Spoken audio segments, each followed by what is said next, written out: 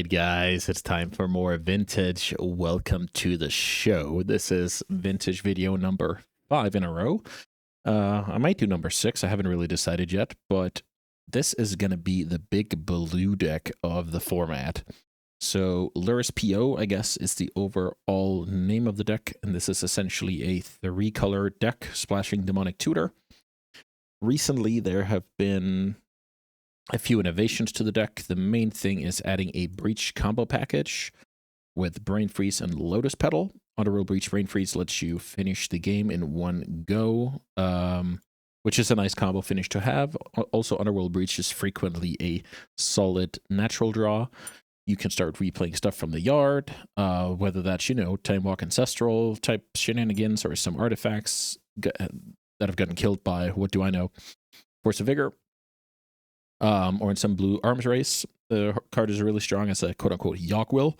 And then the price to pay is playing a little bit of suboptimal acceleration, and then a card that you can pitch to Force of Will. I will say, if you pitch this to Force of Will, your way to win is now Constructs and Beatdown from Thundertrap Trainer and Lurrus. So I don't think it's free, but I really wanted to try this out and give this a serious go.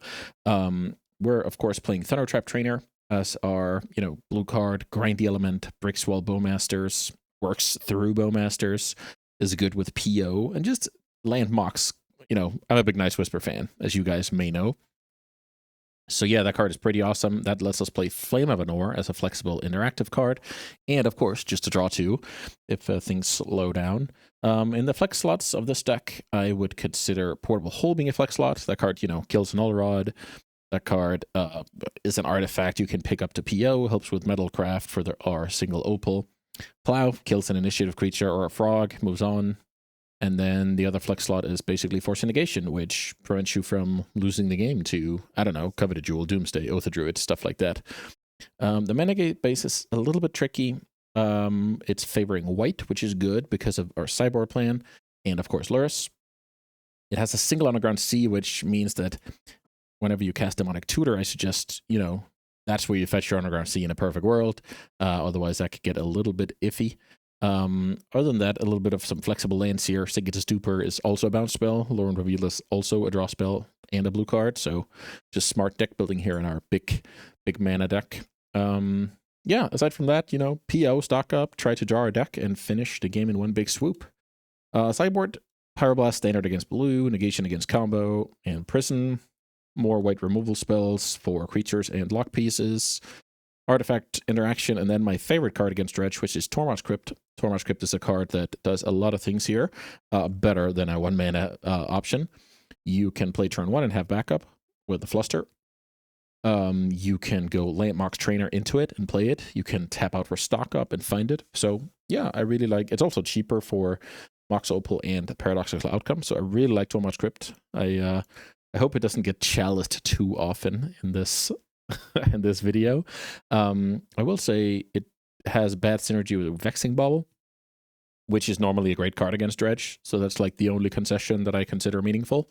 But other than that, yeah, I think this is going to be quite cool. Let's see if we can find some sweet scenarios. All right, round 1 here. I'm playing Lurrus PO, and I have a kind of a weak hand here. So what can I do? I can go turn 2, Time Walk. I find a black source, I'm off to the races. Pitching Flame of Anor.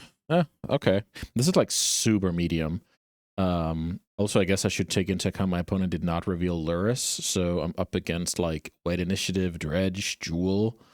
But maybe I don't cover enough of the format here. The Force obviously being awesome. If the opponent shows Chancellor, we can play Untapped Tundra. Yeah. Yeah, this might be leaning too hard on the Force of Will and to find a black source somewhat fast, because this Breach is quite a bad card. Yeah, I mean, on the play, who knows? Maybe it's just good enough. At least I should have given it more thought, but that's why we do content around here, to get better and to talk about all the details, right? It doesn't really matter if I win or lose this game. It's more of an educational thing. So let's see. The opponent, Right. Yeah, the opponent doesn't hasn't made a call essentially on their opening hand. So no pregame effects. So now I can go archive. Versus Saga. That's actually a decent plan. Develop Saga, cast Time Walk. Okay, okay. Also, if the opponent has studied the format, they will now know that they're up against a big blue. Here's Dredge. So that's a bit of an issue, to say the least. But now I guess I'll have to combo. Oh, let's try and understand this. Time Walk. Next, the turn after I go and get Black Lotus. I have to force this Grief, though. And I don't think I can beat my opponent having more interaction. Let's see. I'll just play Ursa Saga, because that is my avenue to Black Lotus. Cast Time Walk. So let's just do this, slow down a little bit and talk a little bit about this. So this is my avenue to Black Lotus. Black Lotus is also black mana, which then casts Demonic Tutor. And then I should have a kill if the coast is clear. Now, what could become an issue, as I choose to make a token instead of putting Lurrus, may or may not be smart. What could become an issue here is Creeping Chills. Because if I'm brain freezing out my opponent, it's 4 Creeping Chills, right? So that's 12, but only 1 Icarid is going to hit me here, so that's 15. So if the coast is clear, I think I'm winning, but let's try and understand this. Saga goes... I guess let's cross that bridge when we get there. Yes. Smart play. I guess I'll just make this one. So let's see. I go get Lotus. Lotus is my red mana for Breach. Lotus from the graveyard can exile...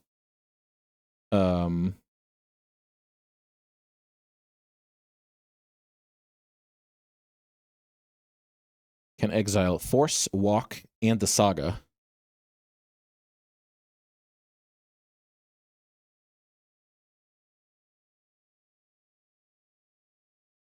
So let's float a mana here. Red. Cast Breach, float red. Cast Lotus from the graveyard. Demonic Tutor, Brain Freeze myself. Okay, so my opponent needs...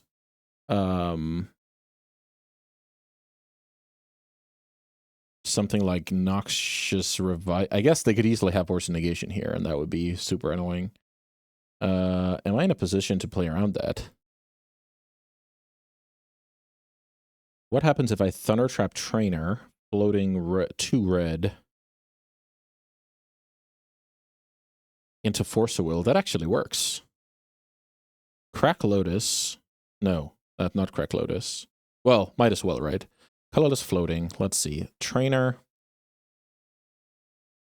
If I cast Trainer now, then after Breach, I'm going to have a red floating. I'm going to replay this. That's my black. This is my blue. Okay, I can actually... This is super funny. I can actually Trainer into Force, and that works. I guess let's try and Trainer into Force of Will. We don't Trainer into Force of Will, so right now, I guess if we want to have another shot at it, maybe this is my black mana then. Okay, so let's grab this one. Now, the question is, can I Demonic Tutor for Force of Will pre-going for the combo? Demonic Float. Let's see. Play Mox. This is also typical, right? Morning.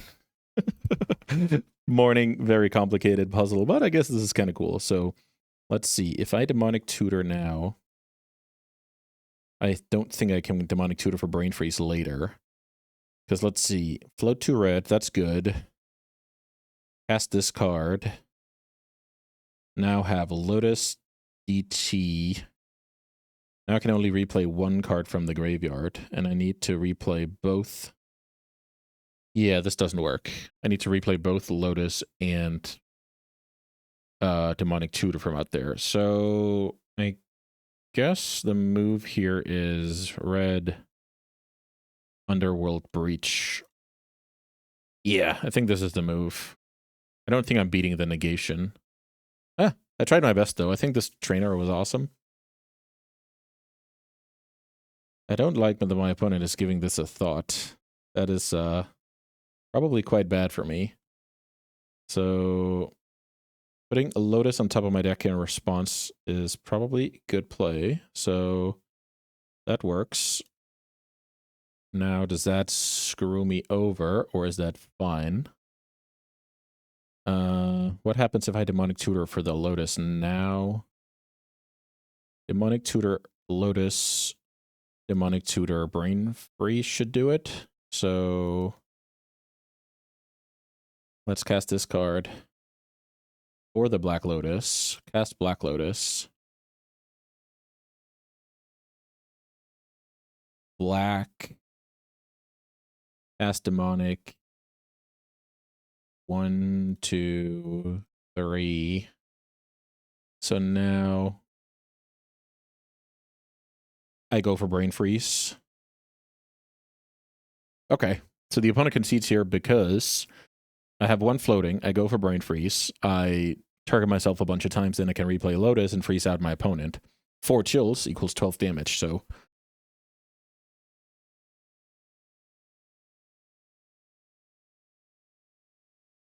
well played by the opponent here, and also just the opponent being a good sport. Cost you nothing, but frequently you see people not do it, which is kind of funny. Let's check the guide here. So in this guide, I'm cutting, I'm adding crypts and a couple of plows. That's good. Then I'm cutting bad card, Portable Hole, bad card, Force Negation, bad cards, Flame of an Ore. Mental Misstep is not great because it basically only interacts against the Noxus Revival, but that card is only good against Wasteland, essentially. Of course, it can be annoying and clutch and all of that jazz. And then the concession I talked about here. So I'm basically cutting cards that aren't doing much of anything or are incredibly slow and bad for quick and awesome cards here. So essentially, why are plows good here? Plows are basically good because they either slow down the game on a hollow one in like a low resource game. That game can be low resource because the opponent mulligan to Oblivion. That game can be low resource because they forced down to nothing. That game can be low resourced if it's a Torment Crypt game where I get rid of their graveyard, right? So at that point it becomes serviceable, but it's not the best, obviously. It's just a fine card. I'm keeping my Flusters because they are a good backup for their counters and backing up Crypt. And yeah, let's see what we can do here. I guess there is some chance that the opponent is going Leyline on me.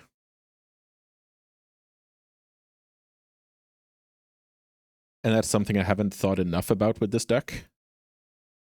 Brain Freeze in the opener. Bonus on a mulligan. So, funnily enough, there's, you know, some bunch of like, what's it called? Serum powders. Later, you can get into some weird spots with Brain Freeze, but this is not one of those games. This hand has a lot of mana, but essentially, if it has a Tormod Crypt, I think it's a keeper. So let's see, what can I do here? I can go something like lead on Crypt and then put Lurrus to hand afterwards. I think that's pretty darn decent.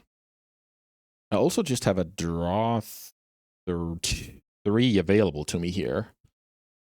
I can play this in multiple ways, but I actually like disrupting my opponent's graveyard. I think that's super good. Force of Will, holy smokes. Okay, let's start on Tormod's Crypt. I will force and pitch. That's also a little bit funny, because if I pitch Brain Freeze, I cannot combo kill my opponent. So I'll have to think about that. Let's go Soul Ring first because of Mindbreak Trap, which is kind of funny. The second spell, Soul Ring. Third spell, Ruby. And this is where I can get trapped. I think this is well played. So now I put Lurrus into hand. I think playing out this pedal is fine. I don't really want to get caught by trap in a later situation. So now I pass. I wait for my opponent to do something out of the graveyard. And then, you know, Lurrus plus Tormod's Crypt's pretty darn strong. So let's see. I don't mind what the opponent can do here. I think they will either... Okay, sure. Opponent is looking to get in for 3 because they're going to get crypted anyway. And then they're... Ooh, the opponent brought in Ravenous Trap. That's actually good to know about for later. So I don't think this is the way to beat Tormod's Crypt.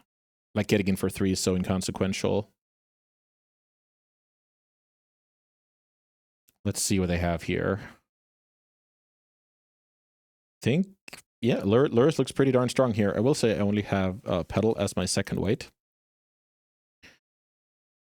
So let's see if I can find a good spot. The thing is, my opponent's not putting pressure on me. And now PO is live. Let's say their plan was Force of Vigor. Then PO is live. Yeah. So now I will go Paradoxical Outcome 1, 2, 3, 4.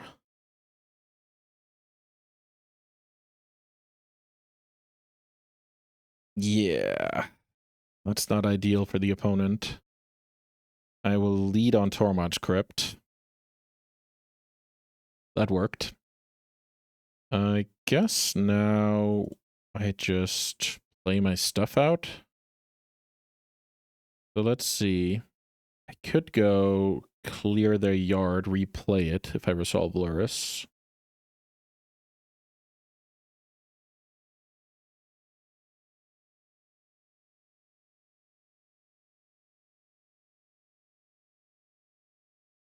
Could do that. So let's see. Let's just replay these cards. Don't really see how my opponent wins this game, though, because I could just PO and replay all my stuff, and I might even be able to combo my opponent out here, which is kind of funny. So this is my 4th mana. I will have to crack the pedal.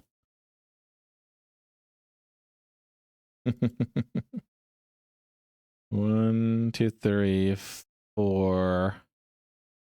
So I could do that or just play Lurrus. Not even sure what's the smartest here. I probably should just get a cat online like this. Play Lurrus, replay pedal, I guess.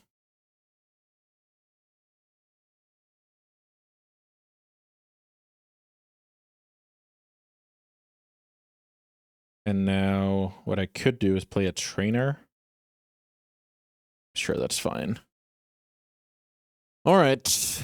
A little bit of spinning my wheels here against Dredge with a clutch situation and then a nut draw, I guess. So let's see. Force of Will.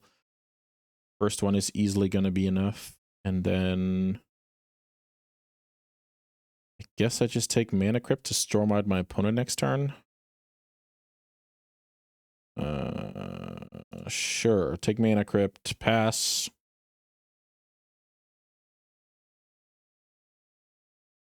So games like this, I both had a fast draw and Tormod's Crypt. I'm not sure that is super representative, but I mean, it happens sometimes, of course. So I guess now I need to make sure I don't die to quad chill. I think that's about it. My opponent has to balance what to do here against Tormod's Crypt, because the only way to beat Tormod's Crypt, aside from killing it, of course, is overloading it. And, I mean, with Lurrus in play, you're getting crypted every single turn. I think this is straight up impossible for my opponent, but I'm willing to see them give it a go here. Don't care about these cards. They bring back Icarit, I can block or whatever. It's not a big deal. I have a Lurrus in play, 3/2 lifelink. Now the opponent's going to respond to this one and I guess force a crypt pop. Yeah, that's just gonna do it here. So yeah, we drew the nuts against Dredge. And we got to showcase, I guess, what our combo kill can do. It got really complicated there in game one. I was happy to catch that one on camera and really, get to be a little bit more awake. And then here, come on now. Infinite acceleration, double crypt draw, back up all the way to the bank. I could probably kill my opponents with Storm easily next turn, right? So yeah, drew the nuts and had a lot of angles covered. That's what you want to see, right? Let's play some more Vintage. All right, guys, thanks for letting me interrupt the video briefly here. I have a couple of tournaments I want to talk a little bit about. Equiternal Weekend Vintage is on the horizon, September 27th. On a Saturday, we will play out. These are the details. It's going to be a $30 entry with a $10 discount for members. Prizes are going to feature painting by Kai Sawatarix, Kai and you working together, executing exactly what you want to have happen on this painting. Incredible opportunity. The legacy version is already in the books, and the winner is planning with Kai as we speak. Then tons of treasure chests, and then the top finishers, I will award 1 ticket each for the main event at Eternal Weekend EU and NA. So basically 1 for each. We will coordinate so, the right guys get the proper free entry, right? And all of that is thanks to Card Titan, 4 Seasons, and Boost MTG. So thank you very, very much for supporting the Eternal community. Use the link below to purchase your ticket, or message me and we'll figure it out. Second thing is my next Eco Cup is coming. So this is going to be a 32-player double elimination bracket played in one go on the day. This is going to be Saturday before Eternal Weekend. You have the entry. I'm sorry, you have the details here. It's going to be free for all members, and it's going to be a $10 guest ticket. Here are the prizes. And yeah, again, we have 2 top finishers, and they will each get a main event ticket for Eternal Weekend US or Eternal Weekend EU in the Legacy main event. So yeah, a lot of stuff going on, and I hope to see you there. All right, round 2. I'm playing Lurrus PO against non-Lurrus, and I have a weird hand here. So my hand is essentially going to be turn 2 trainer, turn 3 stock up. I think that qualifies on the play. Let's keep this. Understand very, very bad things can happen turn 1 of this game. And I have to get very lucky in order to, prevent that. Okay, I guess 2 mulligans, and the thing is, I'm not even less scared now. That's the biggest problem. This hand basically was like in some pseudo mirror where there's time to cast some draw spells. It's on. I think this one was quite close. I guess let's see the bad news here with Probe. Let's see if I get away with it. Flame of Anor, not a good draw. Okay, so I'm playing against that deck. I guess against Coveted Jewel, what can they do? The opponent can go turn 1, Monolith, Key, 5 mana. I think they're 1 off here.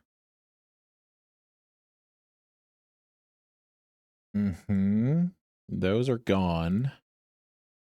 Let's see if I'm right about them being 1 off. They should untap here before. Yep, they got it. So 5. So basically I need to find a force next turn for this to be playable. Here's Tezzeret, which will probably untap the Monolith.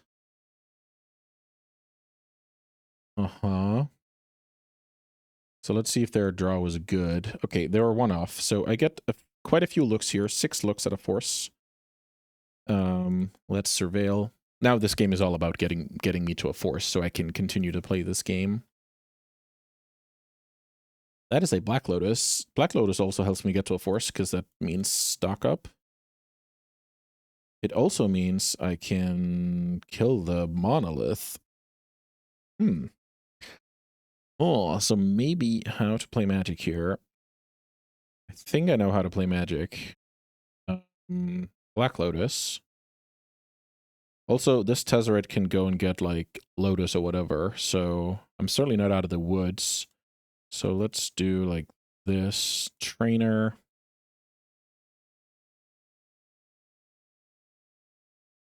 Look for Force of Will. I don't get there, which is annoying. I think I have enough gas. I should probably go for Emerald. So now I go Emerald.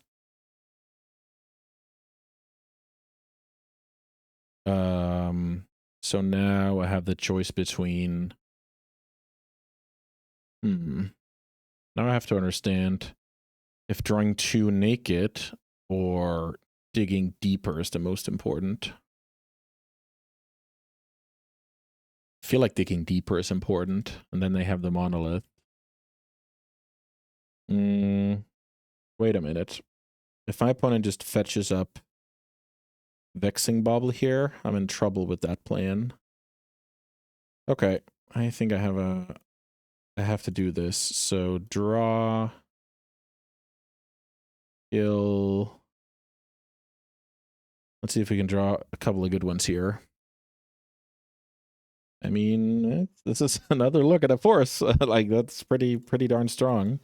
Can we do it? Can we really tailor together the awesome turn here? We could. Force a will, baby. Okay, so we did a lot of shenanigans there from having almost nothing. That was really cool. Black Lotus getting to the wizard. Now I have the force, and my opponent cannot get Lotus and Vexing Bauble here. And next turn I have Heartcast Force of Will. So, yeah, pretty cool. Pretty cool.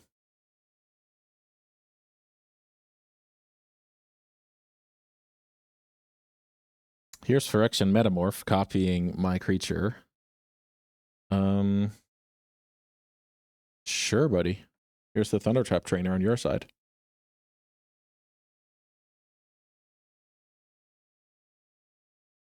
Pretty cool, pretty cool. So, a little bit of an ETB trigger here. Let's see what they can go and get. They have Jewel, 1 unknown, and they can now put a non-land into hand. Non-creature as well, which that deck hardly cares about. Okay, so here's Mox Jet. So I guess the opponent can try and get to Ultimate Tezzeret, which is kind of funny. Okay, here comes the search. Is this Mana Vault? No, it's Vexing Bauble. So I have to Force of Will Vexing Bauble because it also shuts off the force and it hurts my combo potential. My opponent's hand is now Coveted Jewel and 1 unknown. Here's Talon. That doesn't do anything. That's more like just a land drop for my opponent to get to 6 more easily here. Which they actually are. They are at 6. So let me just see. 1, 2, 5, and then untap the jet. Okay. All right. Soul Ring is a sweet one. Let's play that. Let's cast stock up. Let's see what's going on here. Can we do it? We can find Force and Negation. That's not bad. So if I go Force and Negation, then can counter the Jewel. Then the question is Mana Crypt is probably better with my Paradoxical outcome that's in the deck. That's kind of potential. I can draw more trainers. Mental Misstep doesn't counter a whole lot right now. So let's go Negation, Mana Crypt, any order. Play this, double attack the Tezzeret. Also, my opponent's going to know something's up here, but I'm not sure they can... I'm not sure they can slow themselves down here. I think they have to cast a Jewel. That's the hope anyway. The opponent blocks, Tezzeret's down to 2. I don't put Lurrus to hand, right? With my 3 mana? What can it be? But I think this is how I have to play. It looks like that's exactly... No, they draw Ancestral Recall. That is a huge punishment for me. Huge punish for taking the Crypt over the Misstep. But yeah, that was probably more or less the only card in the deck. So I think this was fine. So now I basically have to choose between, can I draw Breach or can I draw Demonic Tutor? Let's see. So if I draw Demonic Tutor. I would have to go Lurrus, play Lurrus. Can't even do that, actually. I can't do that without black mana. So if I go black here and I draw Breach or Flame of Anor, how sad will I be? Then I have to go play Crypt, put Lurrus to hand, cast Lurrus, cast Lotus, then cast those cards. But I think that's slightly better because it actually opens up Lurrus. Okay, let's go Underground Sea. And let's counter this draw 3. So now the good thing is the opponent cannot follow up with... Ooh, was that a mistake? Yeah, I think they made a mistake here. Oh, they didn't activate yet. Never mind. I thought they didn't activate. Gotcha. That's perfect. That's a solid play. That's a fun draw. So, funnily enough, this actually keeps my opponent from casting Jewel, because now they're down to 5 mana. I killed a trainer. I attacked at their Planeswalker. So now, let's see if I can do anything smart with Lurrus first. Because I want to get Lurrus going here. So let's see. 1, 2, 3. So, put Lurrus to hand. Play Lurrus. Play Black Lotus. Crack Lotus. Portable Hole my opponent's blocker.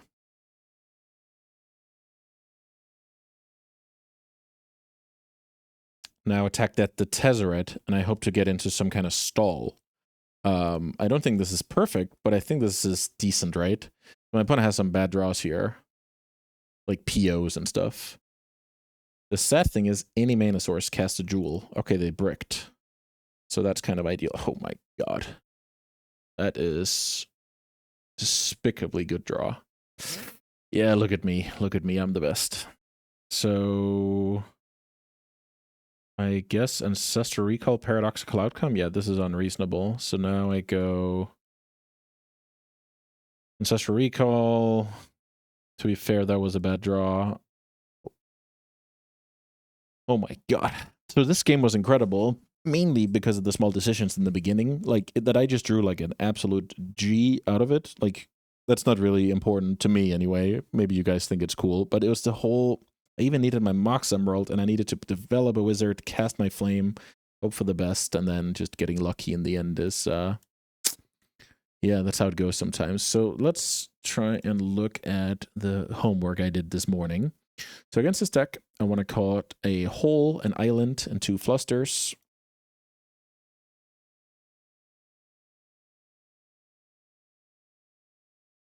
My mana is not under pressure. I like cutting island. I don't think my opponent's creature plan is great, so I like cutting that. I'm on the draw, so I like cutting bobble. And I cut flusters because they're slightly less flexible than what I'm bringing in here. These Pyroblasts, certainly not perfect, but they do interact with, you know, restricted cards, you know, Walk, Tinker, Ancestral, and some counter suites. It's even good against Hull Breachers, which they may or may not have. It's good against Metamorph on the stack. So yeah, it can do a little bit more, and then of course Consign, like 1 mana counter a Jewel. I can't believe I kept my opponent off of that. That was just... It came together because I put thought into it and played towards that, right? And I had to get lucky. So that's oftentimes how Magic goes. But you need to be aware of what can happen and what cannot happen. And then you have the chance to get lucky more often. So I think that's more or less why people talk about that, like good players get lucky and all of that jazz. All right, this hand is awesome. So it looks a little bit iffy with a 0-lander. But we are playing Vintage over here, so that does frequently happen. This probably means this stock up is supposed to go for something like a land or something, but I think that's very reasonable. Let's see what the opponent has for us here. Okay, they have some action. Mana Crypt, I accept. In general, I think I don't like fighting over acceleration. Of course, exceptions can be made sometimes. Let's see what this is. This is turn 1 Tezzeret. So that is annoying, but I am going to counter the Tezzeret. And I'm probably going to counter it pitching the trainer, because my stock up's my best draw spell, and consign is my best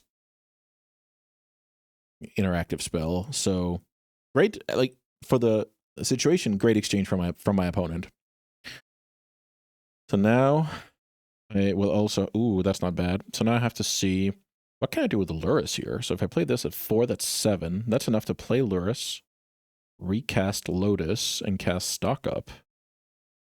Okay, so let's try that.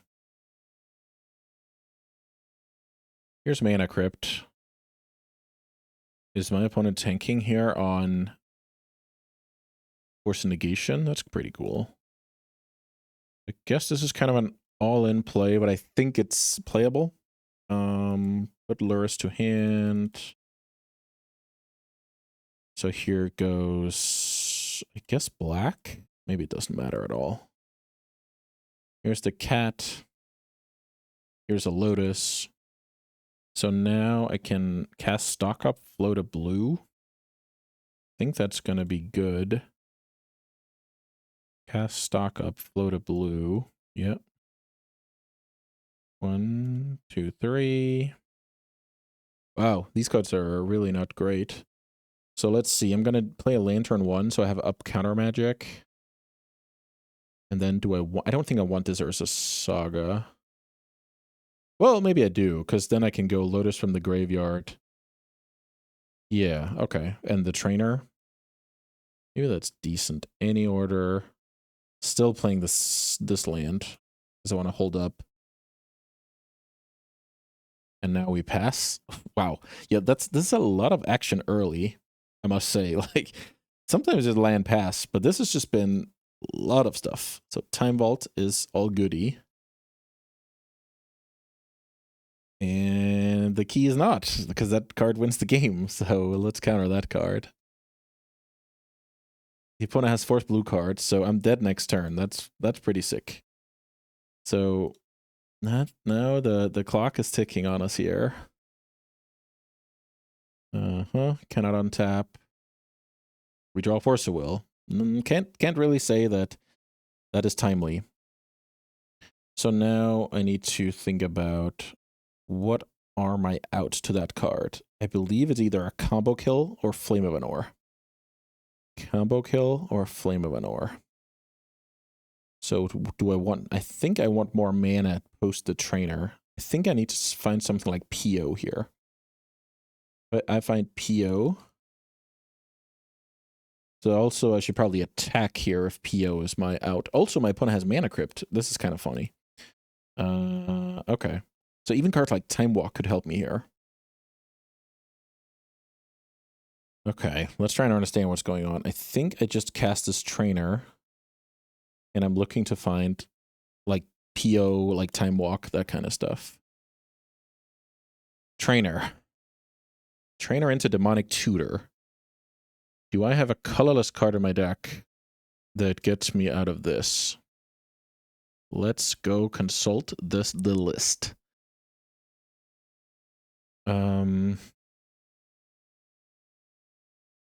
I don't have a colorless card that gets me out of this, so maybe like a Force is not bad, right? Like just a random blue card. I actually think a random blue card here is decent. Play Black Lotus, Demonic Tutor, and then because then this is not a blue card, blue land, I kind of get shafted. That's really cool. Okay, so now I need to play this, and we get into a flip fest. My opponent cannot draw anything that gets crypt off the table, and they cannot deal me 20 damage. Okay.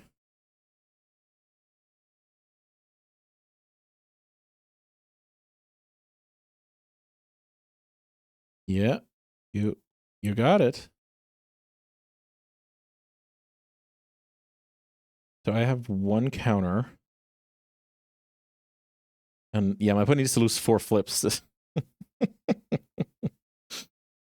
God. That was the first one.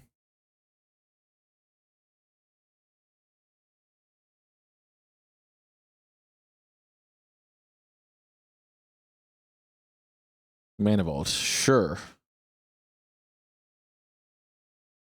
So my opponent is trying to assemble either Tinker or PO, get Saga going, that kind of stuff before this is over. I'm not sure if this is good entertainment. I think this is really cool because it showcases a very, very niche situation of Time Vault being not, you know, game over.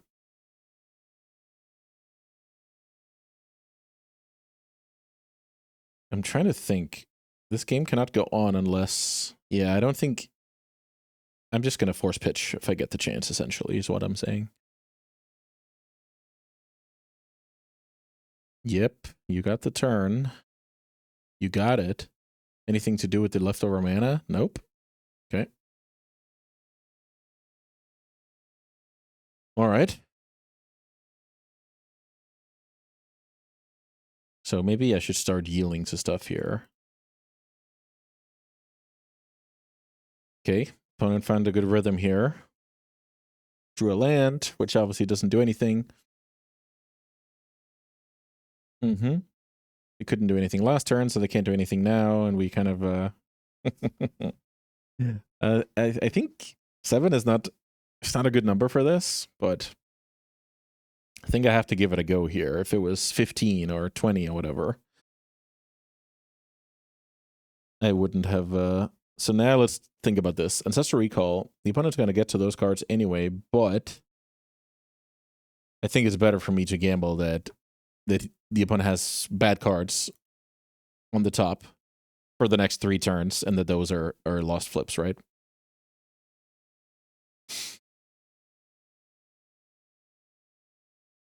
Ooh, that was really tricky. This game was really tricky. If they have anything here, I just concede, obviously. I'm playing this out because it's not actually over. That's the whole point.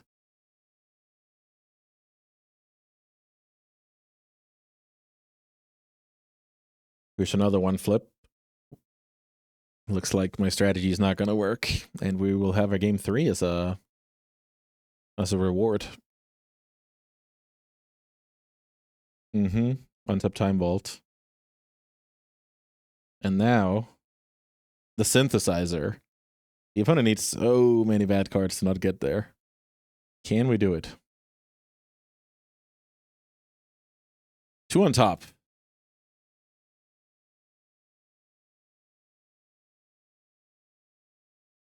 All right. I really like my spot here. I had triple counter and a big board. That was pretty cool to see, right? I needed more than triple counter and a big board. So we saw some like top shelf draws out of each of us. And I really just love the fact that Tezzeret in the beginning was just so annoying because it ended up being a must counter.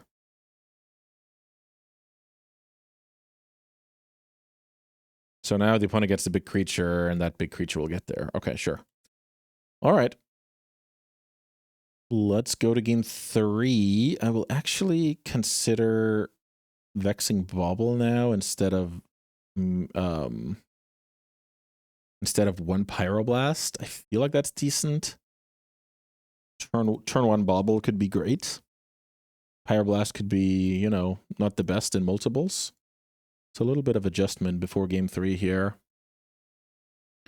All right, we have a solid hand here. We can start playing some stuff.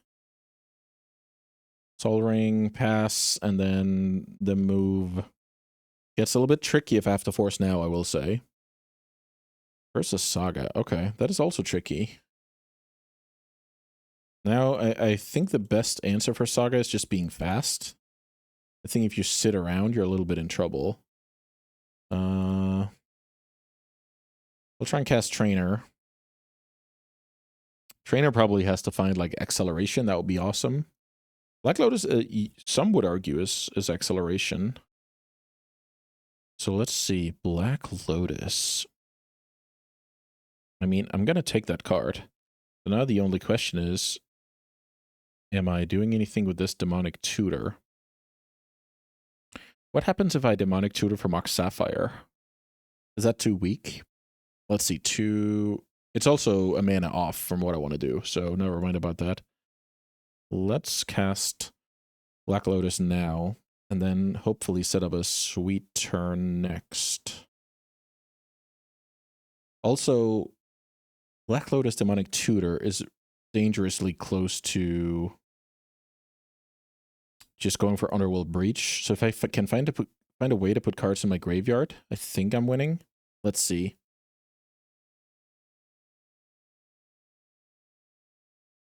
Okay, I think that card is too much here. Let's pitch. This is a little bit painful. But I think I need to pitch my Force of Will. Let's see what my opponent thinks about that. They could, in theory, not care.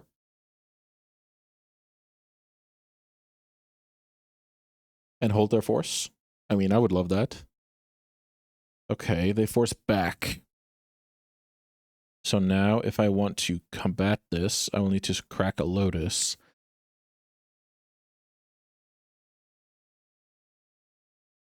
What if I don't combat it? Then they have protection, which is a problem. I think I'm priced into this. Counter target spell if it's blue. Wait a minute. Counter target spell if it's blue. Yeah, not sure about this. This doesn't feel good at all. But now I put myself in a spot where any mana source is a draw 3 on my side of the table. I think that's decent.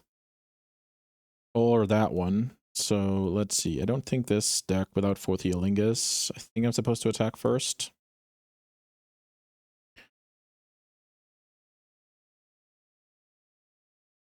So I guess this is just a straight up draw 3 with the option to, you know, replay an Otter at some point.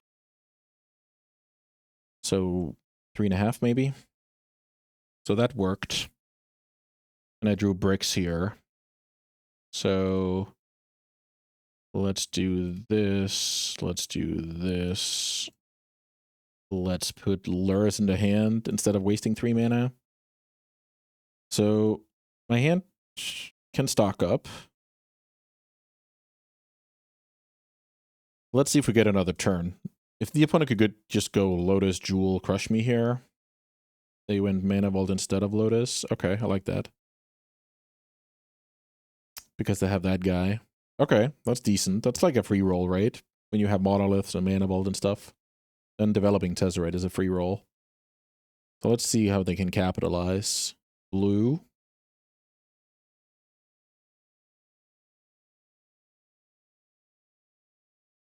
Karn is probably the end of the road here. That card kills 3 of my mana sources. I don't think okay, Ancestral. Fair enough, fair enough. Okay, so we got bested here.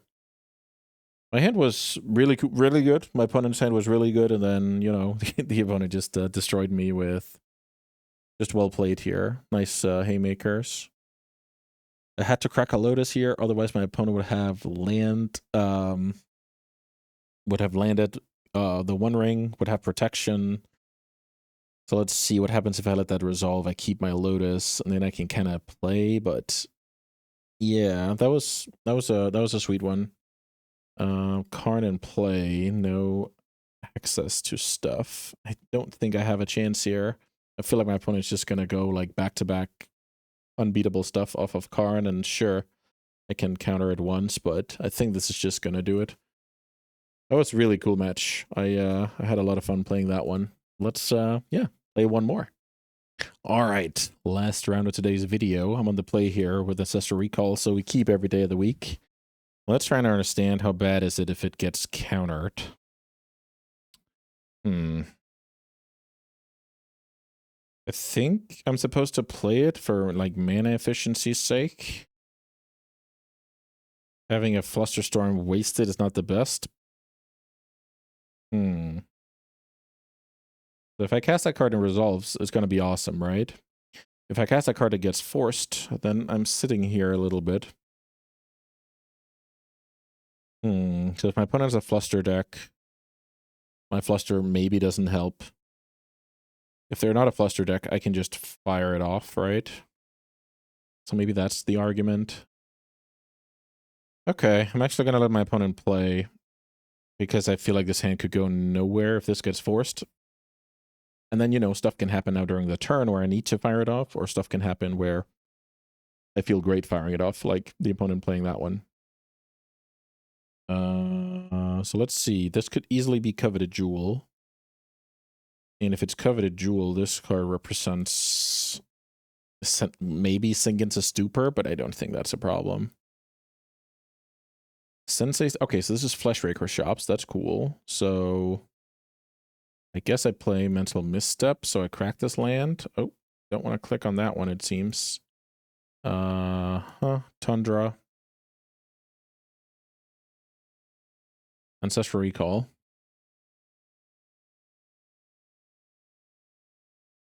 These cards are very bad against Fleshraker. I can tell you that. Let's see if they have the turn 1 kill. That would be pretty sweet. Here's Time Vault. Let's see the turn 1 kill. There's the turn 1 kill. All right. Let's see what we can do here against Fleshraker Shops out of the sideboard. I like these cards. Let me quickly consult my guide here. So I don't like Fluster's, Hole, Island, and 1 Cabia stock up. I think that's reasonable. They're not pressing our mana. So what was the other card I mentioned? The other card I mentioned was Double Fluster, of course. So these 5, and I want to add... want to add these cards. Yeah, that makes a lot of sense. I want removal. Don't necessarily want infinite removal, but I want removal. And Portable Hole doesn't kill all of their, you know, 3s and stuff. So this makes a lot of sense. Let's see if we can do a little bit better. Sometimes, you know, you ancestral into good stuff and you stop your opponent, and sometimes you ancestral into some terrible cards and the game's over. So that's just vintage sometimes. We can do the same to the opponent, right?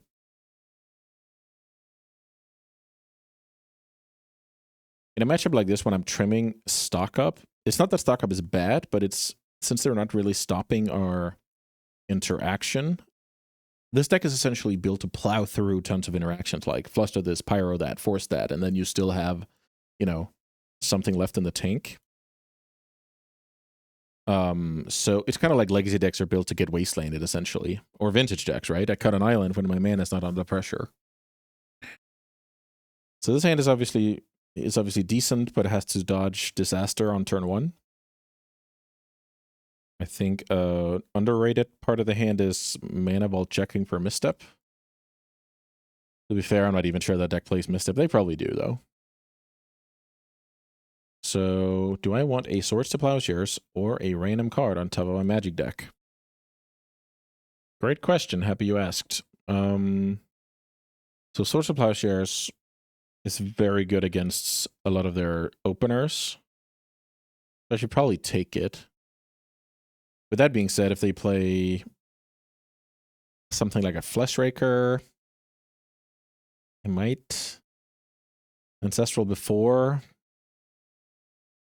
Here's 4 mana. Yep, not bad, not bad. Like, that's how you play vintage, right? Wondering. So now I think what I should do is Ancestral into a land, and then hopefully Time Walk.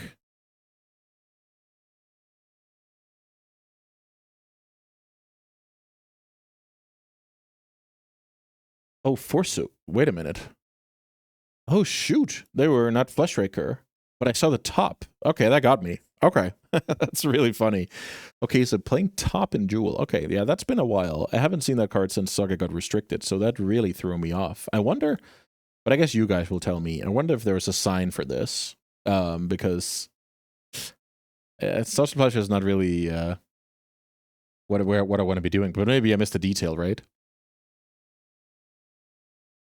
Looks like my opponent's going to send me packing here. That was really cool. So either I was lazy or they actually did a good job disguising themselves as Jewel. All right.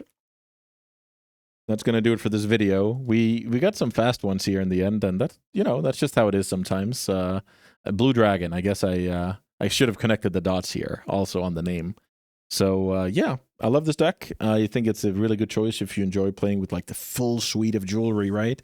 You have a flashy combo finish. You can grind with stock ups.